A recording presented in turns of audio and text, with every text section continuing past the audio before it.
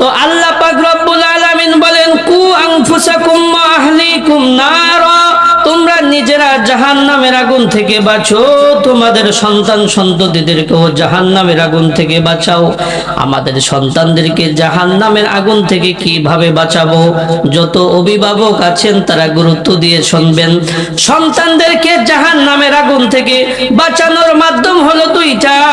আলী রাদিয়াল্লাহু তাআলা আনহু আয়াতের চমৎকার দুইটা ব্যাখ্যা করেছেন। এক নম্বর ওয়া আল্লিমুহুম, দুই নম্বর ওয়া আদিবুহুম। সন্তানদেরকে জাহান্নাম থেকে বাঁচানোর প্রথম মাধ্যম হইল ওয়া আল্লিমুহুম, সন্তানকে সুশিক্ষায় শিক্ষিত করতে হবে। সুশিক্ষা কাকে বলে? বলে যে শিক্ষায় আল্লাহর পরিচয় দেয়, যে শিক্ষায় রাসূলের পরিচয় দেয়, যে শিক্ষায় জান্নাতের প্রতি আগ্রহ পয়দা করে, জাহান্নাম থেকে ঘৃণা সৃষ্টি করে, যে শিক্ষায় সুদ থেকে বাঁচিয়ে রাখে, যে শিক্ষায় মিথ্যা থেকে বাঁচিয়ে রাখে।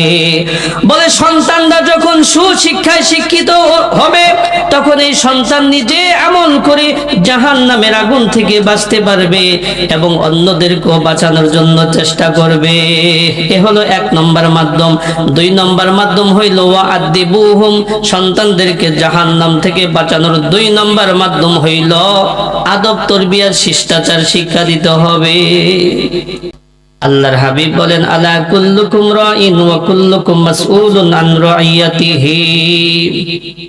আমরা প্রত্যেকেই হলাম দায়িত্বশীল, আর প্রত্যেকের দায়িত্বশীলকে অবশ্যই দায়িত্ব সম্পর্কে জিজ্ঞাসিত হতে হবে।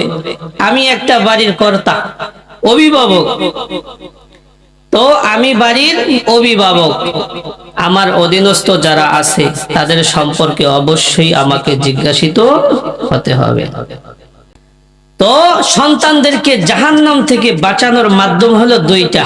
এক নম্বর ওয়া আল্লিমুহুম, সন্তানকে সুশিক্ষায় শিক্ষিত করতে হবে। যখন সন্তান সুশিক্ষায় শিক্ষিত হবে তখন সে নিজে আমল করে জাহান্নাম থেকে বাঁচতে পারবে, তার সন্তানদেরকেও বাঁচাইবে, তার অধীনস্থ যারা আছে তাদেরকেও বাঁচানোর জন্য চেষ্টা করবে। দুই নম্বর ওয়া আদিবুহুম, আদব তরবিয়া শিক্ষা দিতে হবে।